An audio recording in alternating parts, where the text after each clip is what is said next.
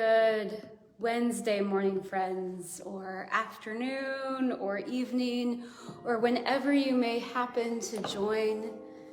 For those I may not know, I'm Reverend Jennifer Finley, our Momentum and Discipleship Pastor here at First United Methodist Church in Kirksville. And this is our weekly time, our midweek time to take a deep breath, to gather together, perhaps to continue sipping your coffee or your tea if you're joining in the morning, and to wonder together where and how God is meeting us in the midst of all that is happening in our lives and our world, whatever that may be. And we share that together. We share what is going on, how is God meeting us in the midst. And I've shared before that I have found beauty in that for myself and sharing with you and hearing your stories. And so we come to today. Today is an in-between spot, at least in our church life. It is between what has come before with Christmas and Epiphany and a season in between. And today is our first day of Lent as we celebrate Ash Wednesday. It's also Valentine's Day and all kinds of things happening in our world. On Sunday, if you worship with us online or in person, I shared about Transfiguration Sunday, the Sunday that we celebrated on Sunday, being a bit like a doorway, a threshold space. And so I'm joining you from a doorway today. I once had somebody say, if you want to have a sense of what these in-between spaces in life feel like, plant yourself in a doorway and just sit there or stand there and see what that feels like. And so this morning, I decided I would join you from a physical doorway. I am smack dab right in the middle of the space between our gathering area. As you come in the front door, I can see the front door of the church. And behind me is our chapel. And I think, I'm trying to see if I can get the light to play. There we go. So that you can see the window behind me is Jesus with outstretched arms in our chapel. Come to me all who are weary, and I will give you rest. It's one of my favorite windows in the building. And I thought, this will be simple. And I will admit to you, as I'm sitting here, I can feel how uncomfortable it feels to be in an in-between spot, to be in a doorway. It sounds simple, but every fiber of my being wants to walk towards that doorway and in fully into the gathering space, or walk behind me and sit down in the pew and let the window soak into my soul.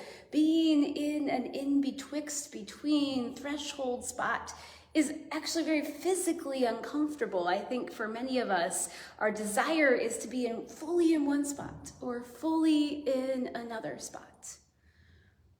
And I got to thinking about that because maybe it's good practice for us to sometimes physically sit in the in-between spots, because we often find ourselves in life in those threshold moments, in those moments where we really wish that we could be fully into one season of life and fully into another, or fully into one space or fully into another, and yet we find ourselves in doorway spaces.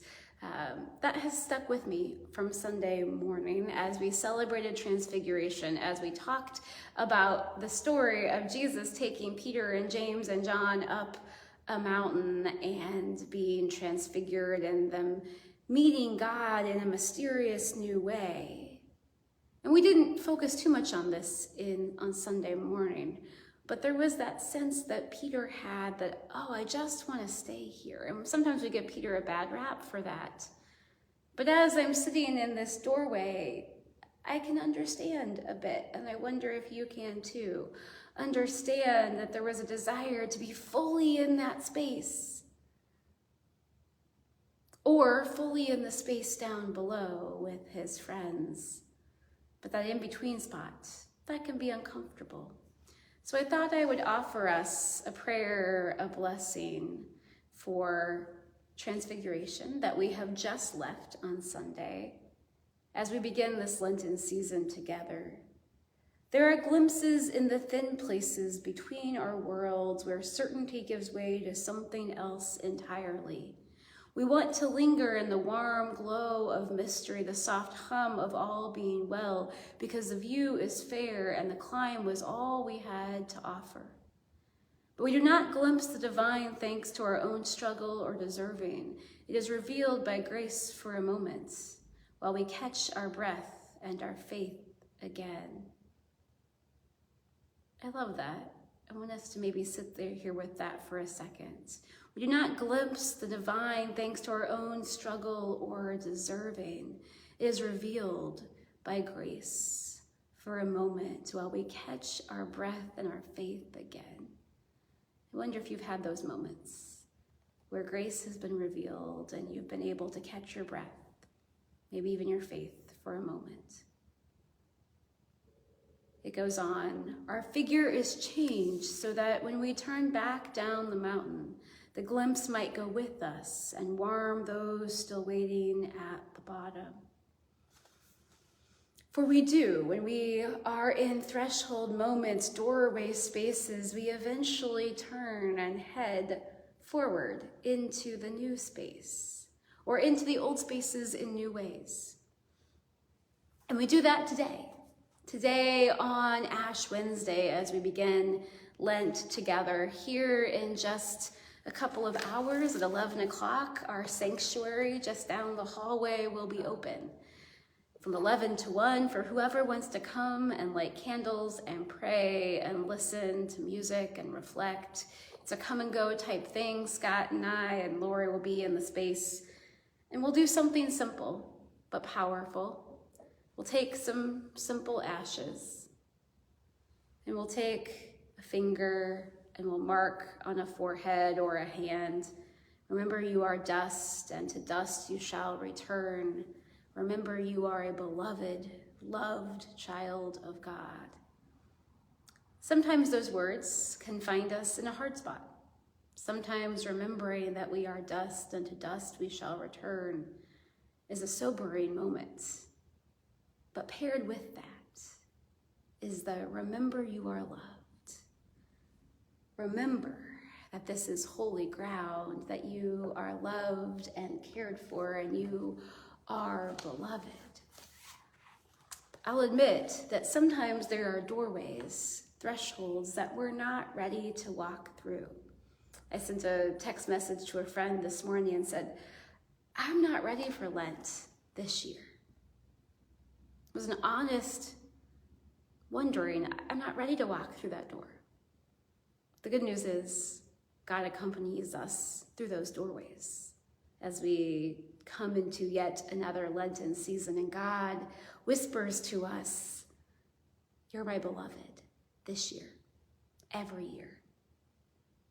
And so I thought I would offer this blessing, this poem.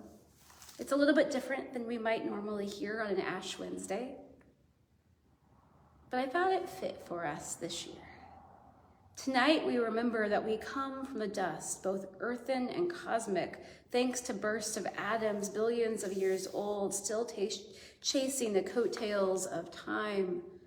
We are the heavy elements, carbon, nitrogen, oxygen, pressed and held together by gravity, trapped in the stillness, waiting for nova until wind, breath, spirit fills the ordinary and everywhere with more. Tonight, today, we remember that we come from the dust by listening carefully to the sound of our chests rising and falling, fragile with wonder of dust that lives. Friends, we are dust that lives and is beloved of God. And so, whether you are longing to sit in a space like this and soak in the reminder that we are loved, whether you are in an in-between threshold doorway and you don't know which direction to go, or whether you are firmly planted on the other side of a doorway, excited about a new journey, wherever you might find yourself, this Ash Wednesday is for you. And so you are welcome to come join us 11 to 1 today, or tonight at 7 o'clock, where we will worship together and we will hear those words, remember you are dust, and to dust you shall return. And remember, you are a beloved, loved child of God.